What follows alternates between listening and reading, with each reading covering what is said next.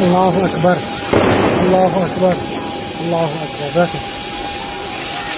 પહેલગામની અંદર અમે પહોંચ્યા, અમે અમારી રીતે સાઇટ સીઈંગ ને એ જોયું, ફોટોગ્રાફી કરી, વિડીયોગ્રાફી કરી અને રિસન્ટલી અમે ઝીપલાઇન કરીને હું ઝીપલાઇન સ્ટાર્ટ કરી ત્યાં જ ફાયરિંગ સ્ટાર્ટ થઈ ગયું હતું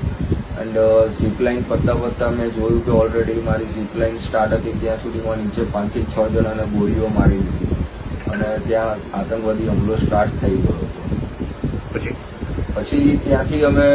ઝીપલાઇન જેવી પૂરી થવાની હતી એની 10 ફૂટ પહેલા હું ત્યાંથી કૂદી ગયો અને મારા વાઇફ અને મારા છોકરાને લઈને ભાગી ગયો, કારણ કે ઓલરેડી મારા વાઇફ ને મારા છોકરાની સામે 2 જણાને રિલિજિયન પૂછીને જે કપલમાં હતા એ લોકોને ગોળી મારી દીધી હતી,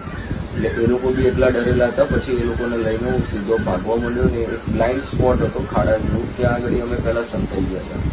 પછી ત્યાંથી અમે થોડુંક ફાયરિંગ ક્લોઝ થયું તો અમે ત્યાંથી ભાગીને નીકળ્યા, બીજી બાજુ બી બધા લોકો સંતાયેલા હતા, એ લોકો બી એમની રીતે ભાગીને મેઇન ગેટ બાજુ દોડવાનું સ્ટાર્ટ કર્યું।